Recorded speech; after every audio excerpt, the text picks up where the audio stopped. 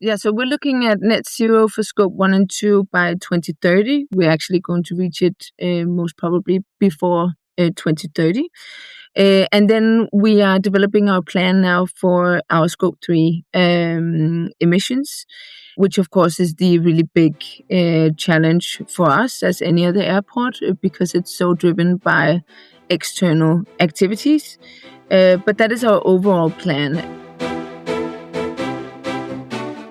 Welcome to Sustainability in the Air, the world's first podcast dedicated to sustainable aviation.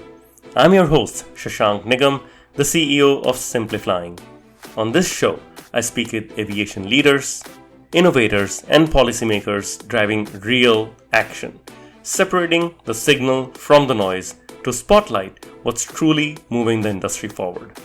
The same focus that is at the heart of our new book, Sustainability in the Air, Volume 2. In it, Dirk Singer and I take stock of how far the industry has come and how far we still need to go. With the global carbon budget potentially running out by 2032, the clock is ticking. But the most promising solutions today aren't just environmentally sound, they are economically superior as well, from SAF and contrail mitigation to direct air capture. The book offers a practical roadmap for aviation's journey to net zero. Get your copy today. Link in the show notes.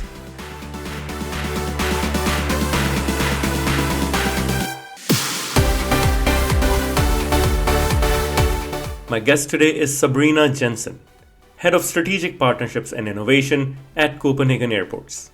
Sabrina sits at the center of aviation ecosystem, where airports act as connectors between airlines, fuel producers, regulators, and technology providers. In this conversation, we explore Copenhagen Airports' path to net zero, the airport's role in enabling SAF, e-fuels, hydrogen and electric aircraft, and why infrastructure readiness and collaboration matter as much as fuel production in aviation's transition. Sabrina, it's great to be speaking with you. Welcome to the podcast. I remember hearing you in Dubai in person, and I was very impressed by what Copenhagen Airport is doing in terms of innovation and sustainability. Tell us a little about yourself and your role at Copenhagen Airports. Yeah, thank you so much, and thank you for the invitation. So my role at Copenhagen Airport is Head of Strategic Partnerships and Innovation. We're a small team. We're one out of the 4 teams that comprise our sustainability department. So in addition to the strategic partnerships and innovation team, we also have our energy management team, environmental compliance, and also strategy and reporting. So what we sort of do is that we are the look into the future for Copenhagen Airport. We make sure that, or we support the development of making sure that CPH is fit for future. We spot new trends, we test new technologies, and we build impactful partnerships across the entire value chain to make sure that we are up to speed with the most recent developments within tech. Now, this is very interesting, and of course, I've had some overview. What is Copenhagen Airport's approach towards sustainability and aviation? I mean, in general, we know how airlines have 2050 net zero roadmaps. Some airports have more ambitious 2030 roadmaps. What are you looking at? Yeah, so we're looking at net zero for scope 1 and 2 by 2030. We know we're going to reach that target. We're actually going to reach it most probably before 2030. And then we are developing our plan now for our scope 3 emissions, which of course is the really big challenge for us as any other airport because it's so driven by external activities. But that is our overall plan. And then you can say, okay, with everything that's going on with sustainable aviation right now, we know that alternative propellants are going to play a huge role in our work and in our operations in the future. So we're also looking at future fuels, alternative propellants, preparing for accommodating them and also partnering with airlines and fuel producers in terms of securing that our system is actually in place to take that.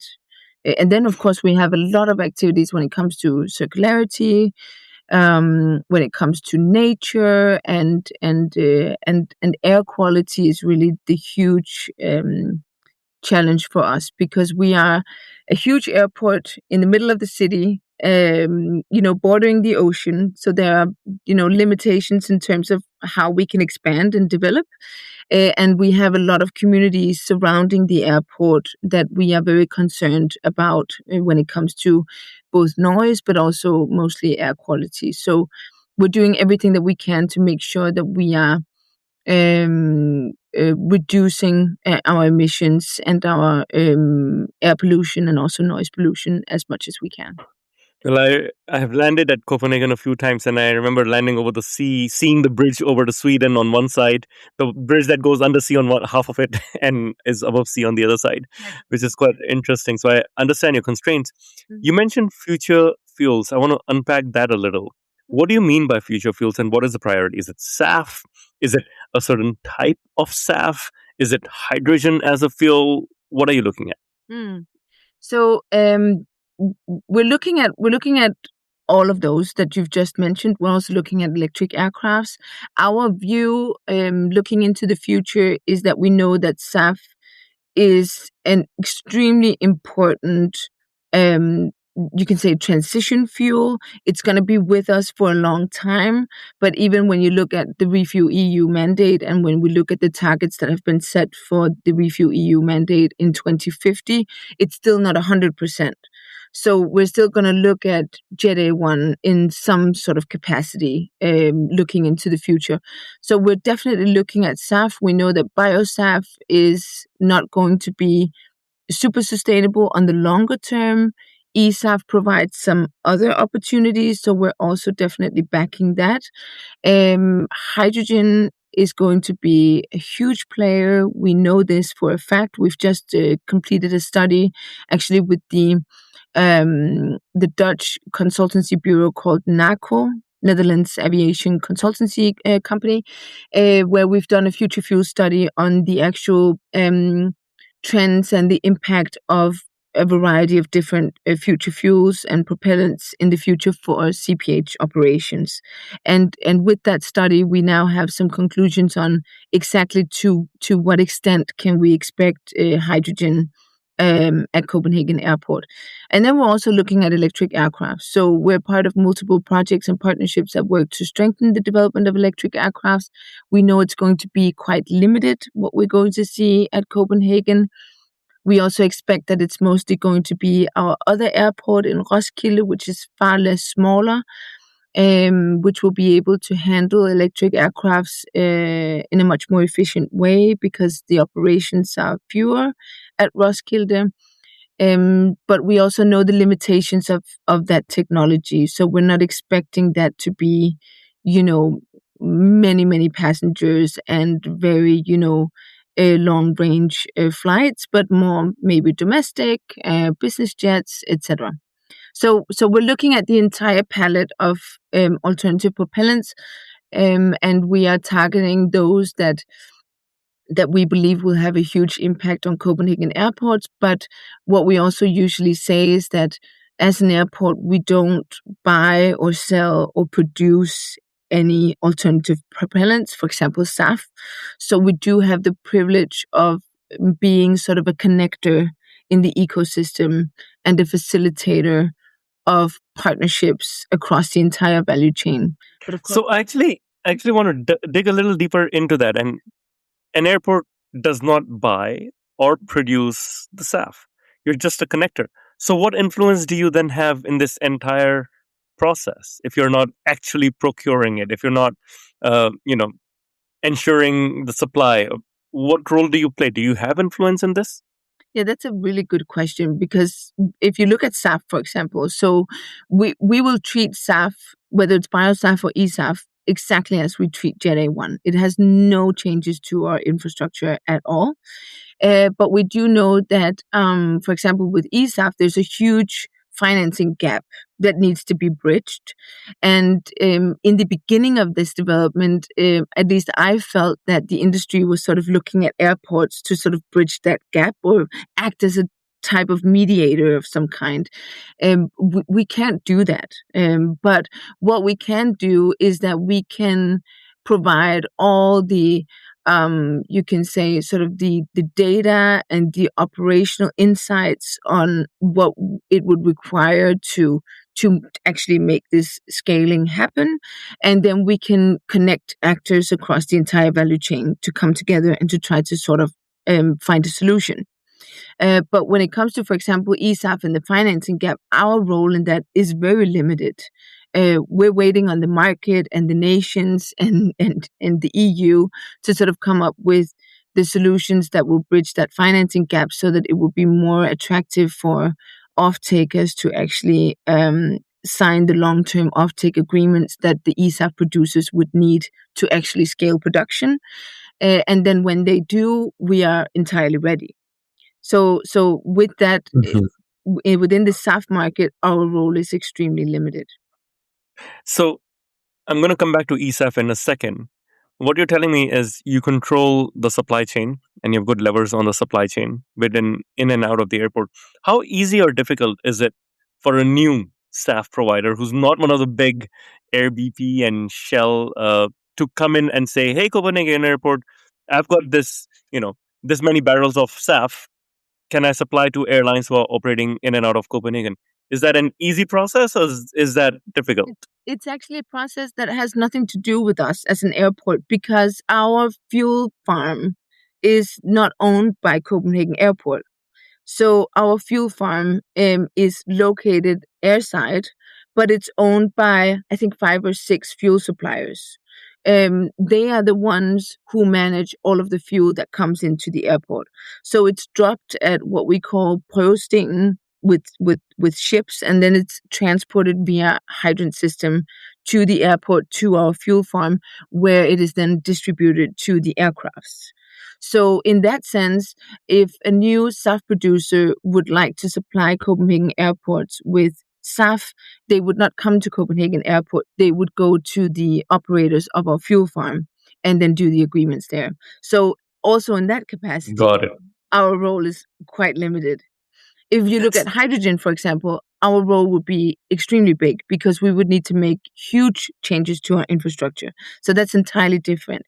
With electric aircrafts, the same. We are already preparing for that with, minor steps, making sure that we have the space needed to pull the wires to actually charge an aircraft when we rebuild our aircraft stands, etc. But when it comes to SAF, it's quite literally out of our hands. But that also makes it a huge privilege for us as an airport that because we don't have that commercial interest, we have the privilege of being able to support and get involved with many different SAF projects. So we can be involved in multiple eSAF projects, supporting all the eSAF producers, for example, in Denmark. We can also take part in BioSAF projects and do whatever we can to push the development in the right direction for a more sustainable transition. And that's also a huge privilege for us. Got it. Thank you so much for clarifying because it's not always clear. Everything is at the airport, but what parts of these airports control and what parts of don't, and that they don't. I want to dive into eSAF now. You mentioned eSAF. If we zoom out a little and look at the Nordics, there's been significant momentum on eSAF. You're backing the Fjord PTX project in Aalborg, where I think you'll have more than enough eSAF supply to cover all of domestic flights needs for Denmark. Finland is looking at liquid sun. What's driving this Nordic momentum? And, is this mandate driven? Is this going to be commercially viable? Are you able to share some light? I mean, it very much depends on, I think, what role we will see nations taking in supporting the development of eSAF? Because, like you mentioned, we're supporting several different eSAF projects. We've also been, very committed partners and are still of the project Sky Power, which derives from the Bill and Melinda Gates Foundation, which actually had the target of setting one European eSAF project, getting that to FID by end of 2025. It proved to be much more complex than what we initially thought. And I think the primary conclusions from all the work that's been done on eSAF, at least from our point of view, is that the bridging of the financing gap is just the most vital issue right now. We're seeing loads of eSAF producers with, great business cases and, building production capacity and all of those things. We're also seeing offtakers, mainly airlines, being willing to actually promote eSAF and also take it into their operations. But the business case is just not strong enough because the price of eSAF is still, is it 8, 9, 10 times higher than Jet A1? And eSAF producers need to have off-takers sign a very long-term, maybe 10-year off-take agreement, which obviously off-takers can't do with that price that it's set at. So, and since they can't do that, eSAF producers can't really take their production to scale. So there's just a gap that we're seeing. It's not being bridged right now. Actors and stakeholders are looking at nations to play a role. We're also looking at it very much in Denmark. There's an organization here that's also working towards, can we set up some kind of financing mechanism, double-sided auction mechanism, where it would be more attractive for eSAF producers to actually scale production. But I think the end of it will just be that until we can solve or bridge the financing gap, I worry that we're not going to see a huge development in the eSAF market as it is. Where do you think this money is going to come from? It's a good point you make. I don't think it's going to come from airports because I think the level of funding that's needed is just too big. I hope nations will step in and states will step in and support the markets in their countries, and also on an EU level, so that we can make sure that it's a level playing field and that countries are developing in the same speed. I hear you. I know we spoke a lot about the ecosystem and what's beyond your control. Let's talk about your own goal and targets of hitting net zero by 2030, scope 1 and scope 2. What are you focusing on? Where are you looking to make the big difference? Yeah, so that's, for example, when it comes to electrification. I mean, that's a huge part. So anything that we can really do that we have our own, control of, it can be, electrification is one thing. And then, our scope 1 and 2 are just, we're almost there. I think we will reach scope 1 and 2 actually before 2030. I think the most interesting thing is scope 3 because it's out of our, influence for some parts. So we distinguish very clearly between the levers that we have direct operational control of or significant influence of, and then those that are primarily and almost exclusively driven by externalities. And so some of the examples of scope 3 levers that we have that we do have some operational control of or a high degree of influence could be airside operational efficiency, alternative construction practices. We know that sustainable construction is a huge thing. Electricity procurement on behalf of our tenants, etc. And so our approach to sort of help with those scope 3 emissions would be, for example, direct investments in our own infrastructure or making operational changes. And then we have scope 3 levers that's primarily driven by externalities. So our degree of influence is much lower. And this could be, for example, fleet renewal, alternative propellants, like we talked about just before. And so what we try to do here is that our approach is very much defined by setting up partnerships, building collaboration, across the entire value chain, contributing to R&D, and then also doing nudging wherever that's possible. So our Scope 3 transition plan is in motion. We're developing it now, and we hope to be able to provide something very concrete quite soon. But it's So how complicating. on that, scope 3 is beyond generally your control, but you're saying that's part of your overarching plan. How do you work with airlines like SAS Scandinavian on that? We work very closely with them, and our strategic collaboration with SAS is extremely strong, as it is also with Norwegian, for example. But we work very closely with them also on sustainability. We knowledge exchange a lot. Many of the partnerships that we're part of in Copenhagen Airport, we have also, SAS is also a part of the same partnerships. So we are quite aligned in terms of our priorities and strategies moving forward. I hear you. I hear you. Talking about just partners, Norwegian, I believe, will launch Denmark's first domestic route using 40% SAF between Aalborg and Copenhagen, March 2026. How did you approach Norwegian? How are you working together with them on this pioneering service? Yeah, so this is actually an effort that's entirely driven by Norwegian themselves, because the backstory to that is that the Danish Prime Minister, Mette Frederiksen, said in her New Year's speech a couple of years ago that by the end of 2025, there should be a green domestic route in Denmark. And so the entire industry in Denmark was excited, but also a bit worried. How are we going to make this happen? Because 100% SAF is not approved yet. So we're still only able to fly on maximum 50% SAF. So there's been a lot of, pushback to the government in terms of,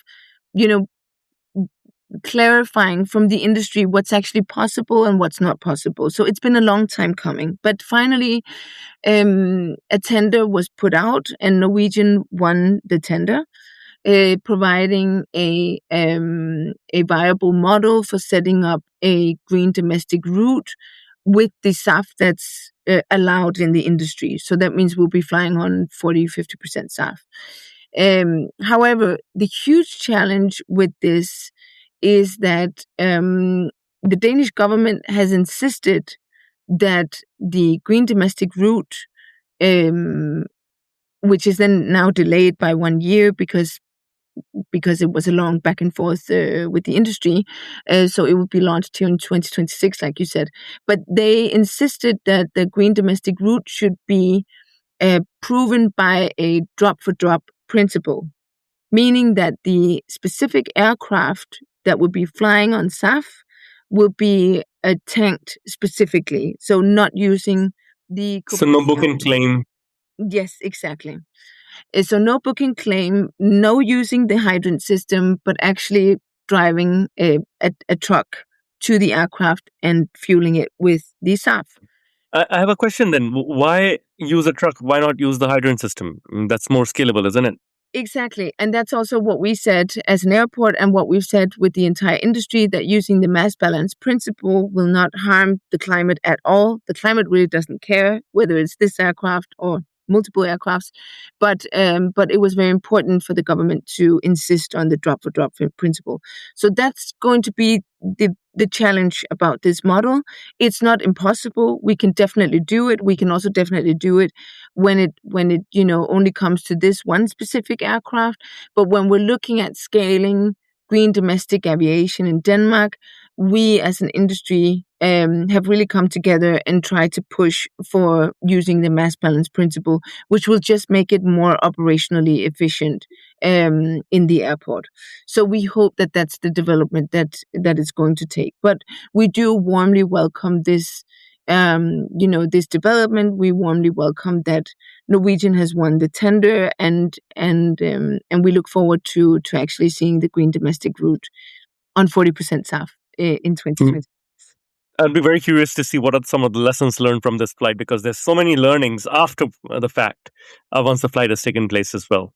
Exactly. And we did this, in a very short period of time.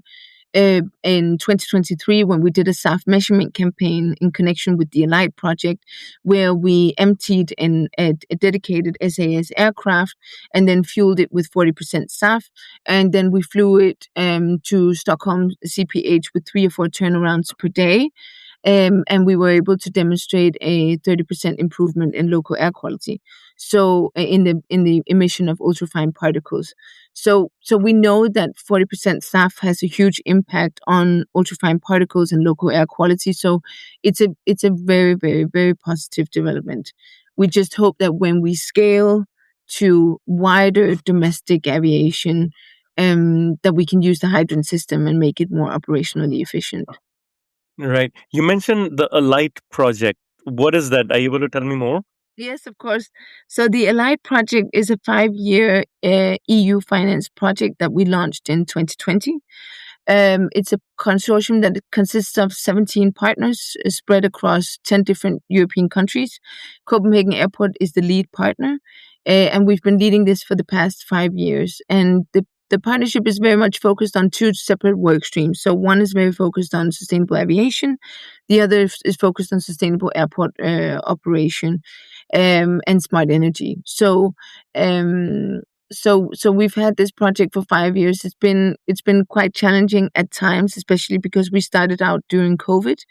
But actually this week we are wrapping up the project with our review meeting with the European Commission on Friday, and we've just submitted our final report, and we have developed a replication toolbox for other airports to follow, both on SAF models but also on smart energy.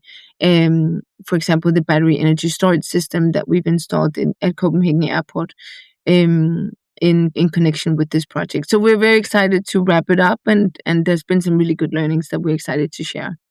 Hold on. Tell me about this battery system you just spoke about. What is this battery system at the airport? Yeah, so we've installed a battery energy storage system that allows us to store green, low-cost energy when production is high. So, for example, from solar and wind, and also then deploy it when the grid is more black or when prices peak.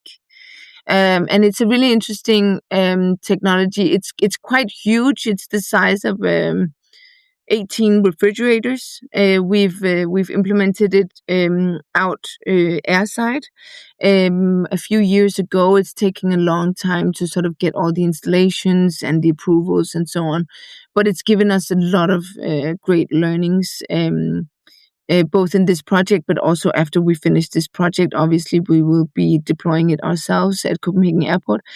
And then it also acts as a backup system and serves as a building block for future microgrid, so ensuring more high operational reliability. So the infrastructural resilience part of it is quite interesting as well.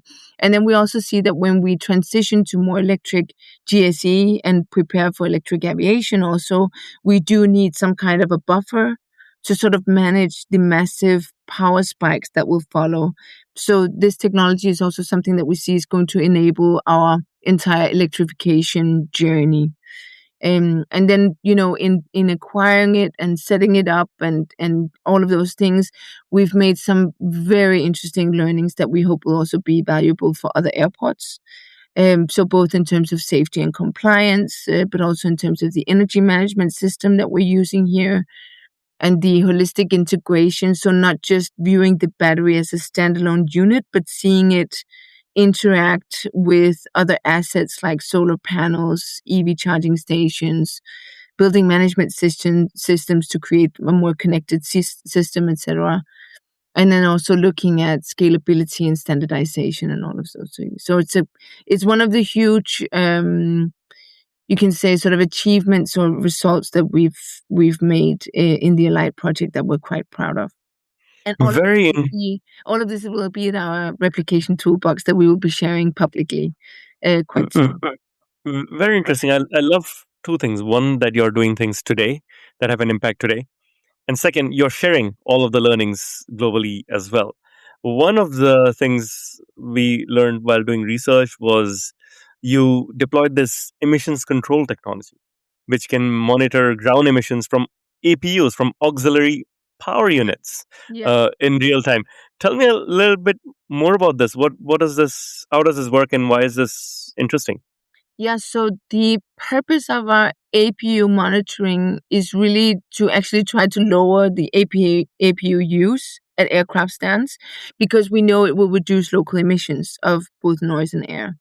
So by integrating APU monitoring into our daily operations, the system becomes like a valuable data point within a broader sort of turnaround process. And this can support, more informed decision making. It can enhance our operational efficiency and contribute to also more future ready airport infrastructure. And like I said before, local air quality is just a huge thing for us. So we're also establishing a sensor network now, and we've just gone into collaboration with Schiphol Airport, signing a mutual letter of intent when it comes to local air quality, and also trying to boost our innovation work to address this issue in a more strategic way, because we really do have a responsibility to test out all the technology that can potentially reduce our emissions on local air quality. So, and APU is a huge part of that. So we're quite excited about that as well. There's so many details, right? Little projects that add up here. There's another one which was interesting, which was the FuelTrack Yeah, project with the German Aerospace Center and SAS. yeah, Uh, how does that add to everything you've been doing? yeah. The first sort of measurement campaign that we did in the lab project was a SAF measurement campaign, the one I mentioned before with the SAS dedicated aircraft. We flew it CPH to Copenhagen, Stockholm, back and forth 1 week on conventional Jet A1 to make a baseline, and then we emptied the tank, filled it with 40% SAF, and then we did the same route 3 or 4 turnarounds a day, and then we had a mobile lab airside that was driven by DLR, the German Aerospace Center, and then they were measuring specifically on that aircraft when it was landing and taxiing in. Which had really exciting results of 30% improvement, 30% reduction on of ultrafine particles. So what we wanted to do with the FuelTrack campaign is to look at the different components of all of the fuel that comes from the entire world into Copenhagen Airport. So we wanted to first of all capture the real world complexity. So um, while labs can offer control, they can't really replicate the reality of an airport with shifting winds and varying temperatures and complex mixing of fuel blends and so on. So that was one thing. Another one was to uncover sort of the invisible variability. So we know that jet fuel varies significantly in aromatic and sulphur content within the limits of the specification. But in FuelTrack, we were able to get an impression of the variation from the arriving aircrafts and the jet fuel that was then uplifted at CPH also during the campaign. And then also by collecting the fuel samples from targeted aircrafts and tracking the specific aircraft plumes, we were able to create a unique data set that then directly links the fuel chemistry to the actual tailpipe emissions during the taxiing. And all that sort of improved, or helped to our mission of improving local air quality, to actually prove how specific fuel properties like aromatics and sulfur directly impacts the emissions. It's so interesting. Once again, the devil is in the details, right? And they all add up. One of the things is, as I learn about this, every single project is pretty complex. So Yeah, an airport system together becomes even more complex. Moreover, Copenhagen is a growing hub. yeah. You are facilitating more flights, simultaneously trying to reduce emissions. How do you navigate that tension? Scope 3 is still overall your biggest emissions, even though you can go net zero on scope 1 and 2. um, how do you balance growth with sustainability? Yeah, I think that's an excellent question, and something that we ask ourselves internally all the time. And I think what we know now is that passengers are not going to be flying less. We know that we are expecting a significant increase in travel activity and number of passengers, which obviously adds a pressure to our development of our capacity. So we do believe that when we grow, which we will need to do in order to meet the demands, we will also need to grow responsibly. So our growth strategy is a responsible growth strategy. And what we've done is that we've really put, on corporate level, we've put sustainability up as a cross-cutting strategic focus area, aligned with, our digital agenda, our people agenda, and then across all of our sort of commercial and operational interests and strategic priorities. And this means that we have an obligation to have sustainability guiding us in everything that we do. So when we expand, when we rebuild, we need to do it in the most sustainable way that we possibly can. Looking at the materials that we use to construct, looking at how we organize and design our airport in the future to reduce, for example, emissions and stuff like that. So I think, just the mere sentence of having sustainability guiding us in everything we do is our compass in navigating in this very complex dilemma between having to grow and having to expand, but wanting to do it extremely responsibly at the same time. Fair enough. I mean, we spoke about some of the efforts you're doing. We spoke about the challenges and the tensions.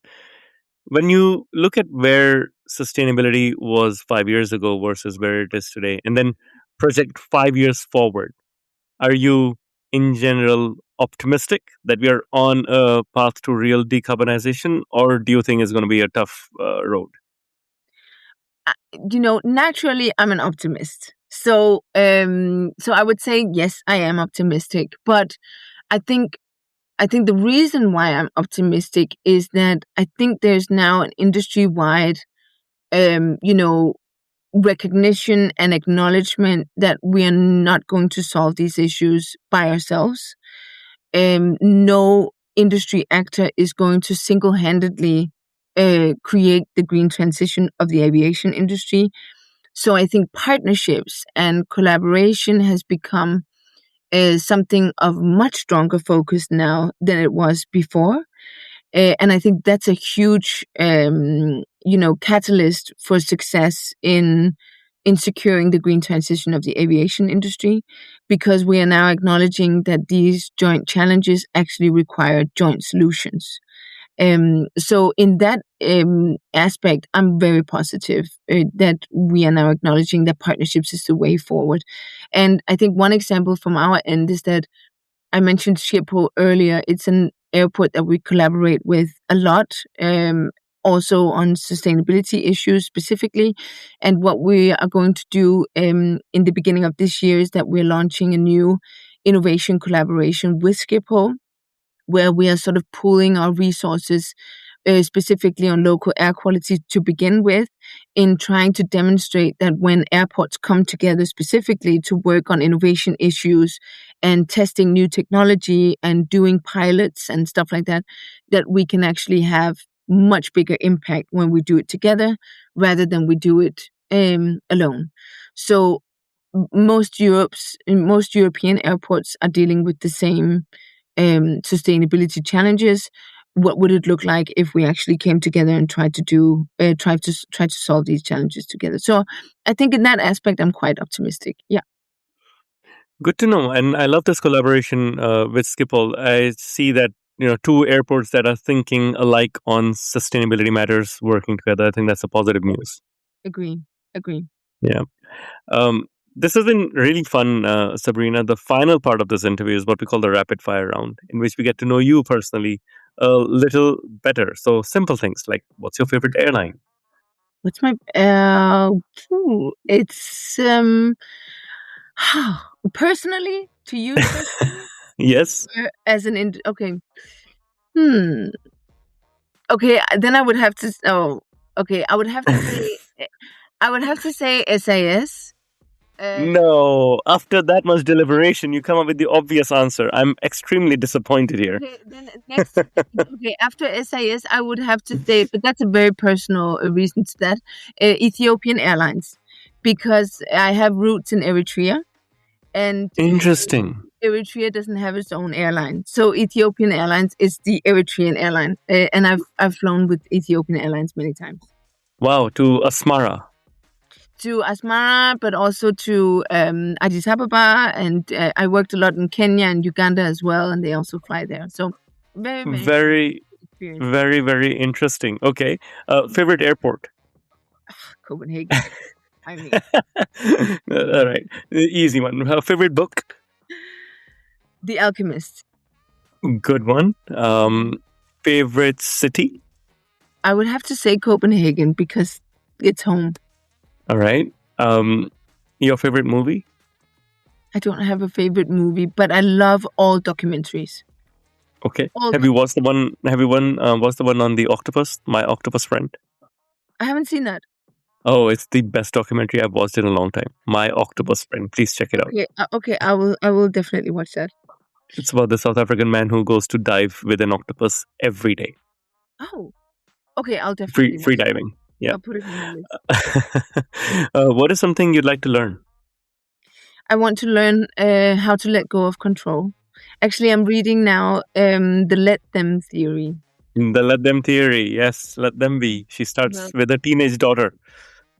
By Mel Robbins, and it's about being able to just say, let them. So letting go of control of other people, of, whatever might happen. Situations. Yes, exactly. Something that's out of your control, just let it be. So that's something I want to learn. Agreed. What do you do in your free time? I spend time with my family. I have a 4-year-old son. I hang out with my friends. I exercise. I travel. Yeah. Okay. And finally, the best advice you've received. Don't expect everything from everyone.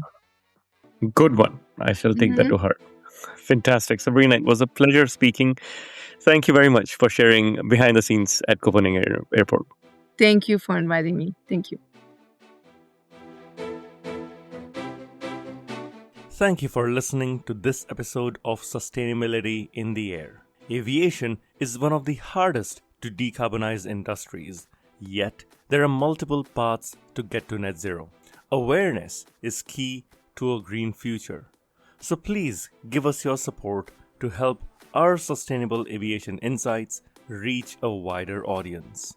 You can do this by sharing this episode on your network, on LinkedIn, Twitter, or even WhatsApp. Or perhaps you might consider leaving a review on Apple Podcasts, Spotify, or wherever you listen to this episode. You can start a conversation with us by writing to us at podcast@simpliflying, that's simply with an i.com. And for more content on sustainable aviation, please visit our website green.simplifying.com and join the movement. Sustainability in the Air is an original podcast by Simplifying. The show is produced by Juraj Toth in Slovakia. Dirk Singer is our Director of Sustainability, who leads research for each interviewee out of Greenwich, UK. Shubhadeep Pal is our Supervising Editor based out of Mumbai and Singapore. The articles are written by Ayushi Badola in Dehradun in India and Mira Hull in Montreal, Quebec. Creative design is led by Ligia Esteve in Montreal. Baiba Driman is the project director for the show based out of Valencia, Spain. Special thanks to Wendy Sim in Singapore. And I'm Shashank Nigam, the CEO of Simplifying and your host. Please feel free to connect with me on LinkedIn.